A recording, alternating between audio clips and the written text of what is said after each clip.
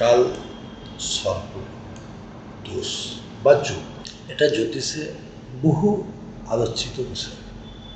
কাল সর্প দোষ বা যোগ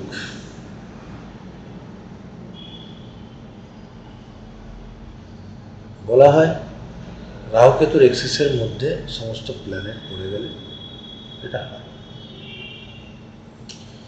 তো দোষ না যোগ আমরা প্রথম বুঝবো কি করে?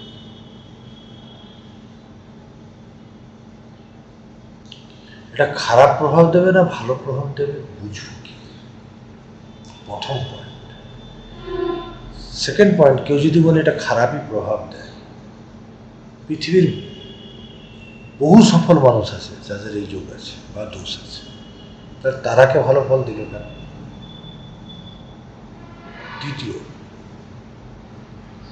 যদি ভালো খারাপ ফল দেবে সেটা আমরা না জানি, তাহলে প্রতিকার করবো কেন? ঠিক আছে, প্রতিকার করব। কালসর্প যোগ বা দোষ, রাহুকেতু এক্সিস, যদি আপনি ডিপলি একটু চিন্তা করেন, জ্যোতিষ সম্বন্ধে যদি আপনার নলেজ থাকে, রাহু বা কেতু চন্দ্রের নোট।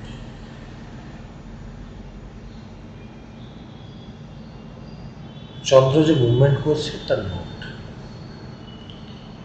চন্দ্র পৃথিবীকে পরোক্ষী, তাহলে চন্দ্রের নোট সমস্ত গ্রহকে বাধা দেবে কি? রাহু কেতু এটা কাল্পনিক বিন্দু, রাহু কেতু কোনো প্ল্যানেট নয়। এর ভূমিকা জ্যোতিষে অন্যভাবে বিএনএন আলোচনা করা, অন্য পদ্ধতির বিষয়ে আমি যাচ্ছি না। বিএনএন জ্যোতিষে কালসর্প যোগ বা দোষ কোনো কিছু নেই। বিএনএন অন্য কোনো পদ্ধতির বিষয়ে আমি যাচ্ছি না। এবং আমি যেটুকু অল্প পরিসর জ্ঞান অর্জন করেছি বা রিসার্চ করেছি বা করছি, আমি কোনো সেভাবে পুরাতন গ্রন্থে কালসর্প দোষ বা যোগের প্রমাণ সেভাবে পাই। সম্পূর্ণ কুণ্ডলী যদি খারাপ না হয় সমস্যা হয় না। সম্পূর্ণ কুণ্ডলী যদি খারাপ হয় তখন সমস্যা হয়। রাহু কেতু তারা তৈরি কালসর্প দোষে সমস্যা হয়। সমস্যা হয় সম্পূর্ণ কুণ্ডলী বিচার করার দরকার। সম্পূর্ণ কুণ্ডলী যদি খারাপ হয় তাহলে খারাপ, ভালো হবে। এই যোগ নিয়ে অযথা ভয় পাওয়া, প্যানিক হওয়া কোনো কারণ নেই। নিজের উপর বিশ্বাস রাখুন, ঈশ্বরের উপর বিশ্বাস রাখুন, এই যোগের সমস্যা কিছু হয় না। কুণ্ডলী যদি খারাপ হয় তাহলে এই যোগ দোষ যাই বল, কুণ্ডলীর যে খারাপ হয় সেটাই দেয়। আর কুণ্ডলী যদি ভালো হয় তাহলে এই যোগ দোষ ভালো ফল দেবে। তাহলে এটা ম্যাটার করে না, মেন ম্যাটার করে সম্পূর্ণ কুণ্ডলী। আর কোনো প্রেডিকশান, কোনো ফলাদেশ সম্পূর্ণ কুণ্ডলী বিচার্য বিষয়। শুধু একটা কম্বিনেশন দেখে প্রেডিকশান করা ভুল কাজ। একটা কম্বিনেশন অবশ্যই ফল দেয়, কিন্তু কম্বিনেশনটা কীভাবে ফল দেবে, কী হিসাবে ফল দেবে সেটা সম্পূর্ণ দেখার দরকার। আমরা যদি শ্রী আর.জি. রাও, যিনি বিএনএর স্রষ্টা, উনি বিহুনন্দী নারীর স্রষ্টা স্যার আর.জি. রাও, ওনার ক্লাসিক্যাল বুক যদি আমরা অধ্যয়ন করি, উনি প্রত্যেকটা চার্টে ব্যাখ্যা করেছেন এবং যেখানে যে প্ল্যানেট দরকার বা যেখানে যেইভাবে যে প্ল্যানেটের ইনফ্লুয়েন্স কীভাবে উনি করেছেন, যদি আমরা পড়ি আমরা বুঝতে পারব। বাস্তব কম্বিনেশন ফল দেয়, কিন্তু প্রত্যেকটার জন্য সূত্র আছে। এবং জ্যোতিষ, অনেকের কথা মতো যে জ্যোতিষ এক জীবনে শেখা যায় না। দেখুন, জ্যোতিষ এক জীবনে শেখা যায় না বা কিছু, অবশ্যই আমি একমত না। কারণ শাস্ত্র গভীর, শাস্ত্র অধ্যয়ন করতে করতে হয়তো আমাদের সময় পুরো, কিন্তু জ্যোতিষের যা প্রেডিকশন পার্ট সেটা যদি সারা জীবন কেন সেটা শিখতে যদি 10 জন্ম লাগে, তাহলে প্রেডিকশন কোন জন্ম হবে? প্রেডিকশন পার্ট খুব ডিফিকাল্ট না। কেন? প্রেডিকশন আমরা করি কি? বিবাহ, শিক্ষা, সন্তান, ম্যারেজ লাইফ কেমন হবে, সন্তান কখন হবে, বিবাহ কখন হবে, শিক্ষা কখন হবে, শিক্ষার সমস্যা কখন হবে, শিক্ষা কেমন যাবে,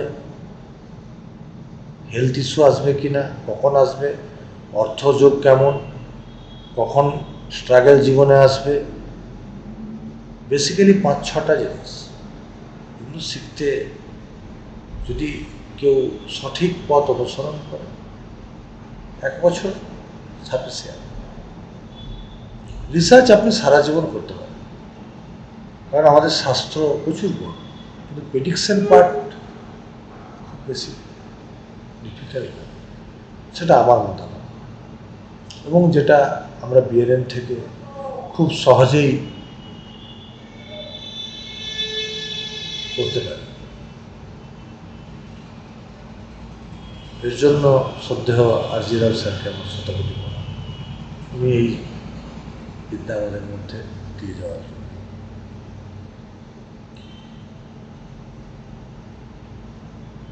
আর বাস্তু, আমরা বাস্তু থেকে আমাদের কুণ্ডলীর সম্পূর্ণ প্রভাব দেখা যায়, এবং আমাদের কুণ্ডলী যেভাবে, যে প্ল্যানেট খারাপ যা কিছু, বাস্তুতে তার সম্পূর্ণ ইম্প্যাক্ট পাওয়া যায়। আপনি বাস্তু কেন, হস্ত কেন, যা অ্যান্সার পাবেন কুণ্ডলীতে সেই অ্যান্সারই পাবেন, কিন্তু সেই বিষয়ে আপনার সূক্ষ্ম জ্ঞান থাকা আবশ্যক। এবং জ্যোতিষের সবথেকে বড় আধার হচ্ছে প্র্যাকটিক্যাল নলেজ।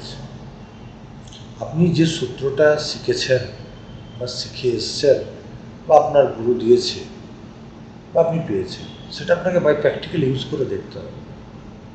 বাই প্র্যাকটিক্যাল যদি সেই সূত্র না মিলে, তাহলে সেই সূত্র ভুল।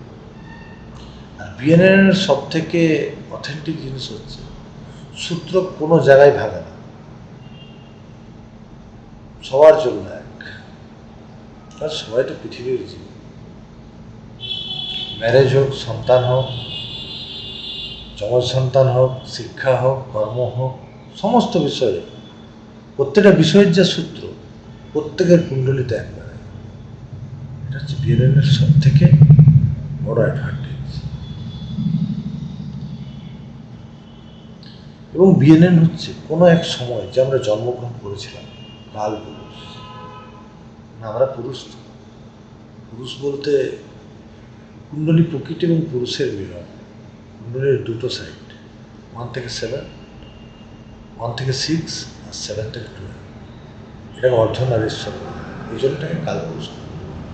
কালপুরুষ কুণ্ডলী কোনো এক সময় যে আমরা জন্মগ্রহণ করেছিলাম, সেই যে আমাদের জন্ম, সেই কালপুরুষ কুণ্ডলীর আধার হচ্ছে বিএনএনের মূল আধার, যেটাকে ভচক্র বলা হয়। আর বিএনএন ভৃগুনন্দী নারী নাম হলেও, এই যে ভৃগুনন্দী নারী আর.জি. রাও স্যার লিখেছিলেন, এর ভৃগু নারী এবং নন্দী নারী এবং আরও কিছু নারীর সূত্র উনি যেগুলো অথেন্টিক মনে হয়েছেন বা যেগুলি উনি রিসার্চ করে পেয়েছেন, সারা জীবনের ওনার সমস্ত কিছু এই বইতে উনি দিয়েছেন। উনি এই বইতে সূত্র সাজিয়ে কিছু দেন, উনি প্রেডিকশন দিয়েছেন। এবং আপনি যদি ভৃগুনন্দী নারী করেন বা যারা করেছেন, যারা এই স্বাস্থ্যের সঙ্গে যুক্ত, আপনারা বইটা পড়ুন, বুঝতে পারবেন আপনার শিক্ষাটা সঠিক না। কারণ ভৃগুনন্দী নারী রাও স্যারের পদ্ধতি ছাড়া তো অন্য পদ্ধতি হতে পারে না। অন্য পদ্ধতি বিভিন্ন নারী আছে, সেটা বিষয়ে যাচ্ছি না। ভৃগু নারী রাও স্যারের পদ্ধতি ছাড়া অন্য পদ্ধতি হতে পারে না।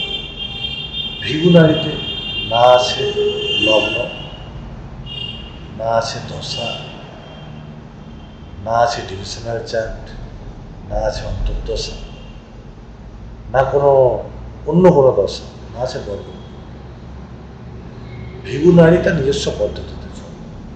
ভিগু নারীতে যদি লগ্নের ব্যবহার, দশার ব্যবহার এগুলো হয়, তাহলে সেটা ভিগু নারী, সেটা অন্য কিছু।